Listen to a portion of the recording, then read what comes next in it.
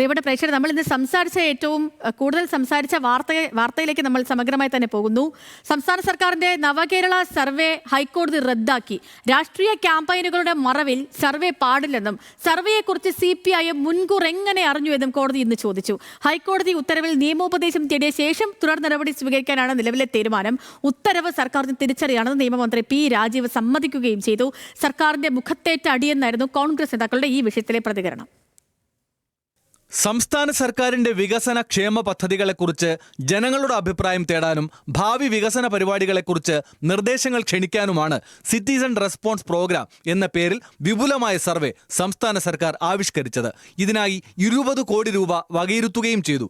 സന്നദ്ധ സേനയെ രൂപീകരിച്ച് 85 ലക്ഷം വീടുകളിൽ നേരിട്ടെത്തി അഭിപ്രായ സർവേ നടത്താനായിരുന്നു പദ്ധതി.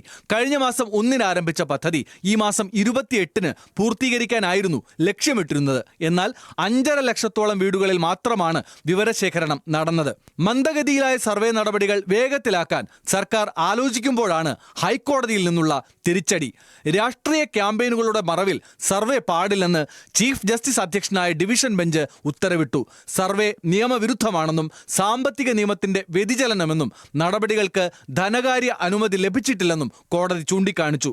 പൊതുഫണ്ട് ഉപയോഗിച്ച് നവകേരള സർവേ നടത്തുന്നതിനെതിരെ KSUവിന്റെ സംസ്ഥാന പ്രസിഡന്റ് അലോഷ്യസ് സേവ്യർ സമർപ്പിച്ച ഹർജിയിലാണ് നടപടി. തിരിച്ചടി നേരിട്ട സാഹചര്യത്തിൽ സർവേയുമായി ബന്ധപ്പെട്ട പ്രവർത്തനങ്ങൾ നിർത്തിവെക്കാൻ സർക്കാർ നിർദ്ദേശം നൽകി. ഹൈക്കോടതി വിധിയുടെ പകർപ്പ് ലഭിച്ച ശേഷം തുടർ നടപടികൾ ആലോചിക്കാനാണ് തീരുമാനം. എന്തായാലും റദ്ദാക്കിയതിന്റെ കാരണം എന്താണ് എന്നുള്ളത് വിധി പൂർണ്ണമായിട്ട് വരുമ്പോൾ ഞങ്ങൾ പരിശോധിക്കും.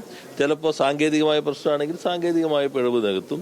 അതല്ല വേറെ പ്രശ്നങ്ങളാണെങ്കിൽ അതെന്താണെന്ന് പരിശോധിച്ചിട്ട് തുടർ നടപടി സ്വീകരിക്കും. അതല്ല ഞങ്ങൾ അപ്പീൽ പോകേണ്ട ഭാഗങ്ങളുണ്ടോ എന്നുള്ളത് വിധി കിട്ടിയിട്ടായിരിക്കും മനസ്സിലാക്കാൻ കഴിയുക. അപ്പീൽ പോകേണ്ടതാണെങ്കിൽ അപ്പീൽ പോകും. തിരുത്തിക്കൊണ്ട് ചെയ്യാൻ കഴിയുമ്പോഴാണെങ്കിൽ തിരുത്തിക്കൊണ്ട് ചെയ്യും.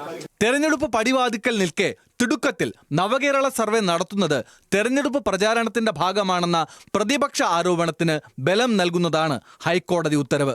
സർക്കാരിന്റെ കരണത്തേറ്റ ഒരു അടിയാണ്.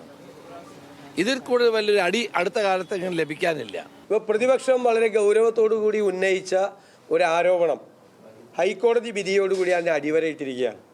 അപ്പോൾ ഇവർ സർക്കാർ പണം എത്രമാത്രം ദുരുപയോഗം ചെയ്യുന്നുണ്ട് എന്നതിൻ്റെ ഏറ്റവും വലിയ ഉദാഹരണമാണ്. സംസ്ഥാന സർക്കാരിനെ കുറിച്ചുള്ള ജനങ്ങളുടെ വിലയിരുത്തലും ഭരണവിരുദ്ധ വികാരം ഉണ്ടോ എന്ന പരിശോധനയും ഭാവി വികസനത്തിനുള്ള നിർദ്ദേശങ്ങൾ സ്വരൂപിക്കുകയും അടക്കം വിപുലമായ ലക്ഷ്യങ്ങളോടെയാണ് നവകേരള സർവേ സംസ്ഥാന സർക്കാർ ആരംഭിച്ചത്. ന്യൂസ് മലയാളം, തിരുവനന്തപുരം.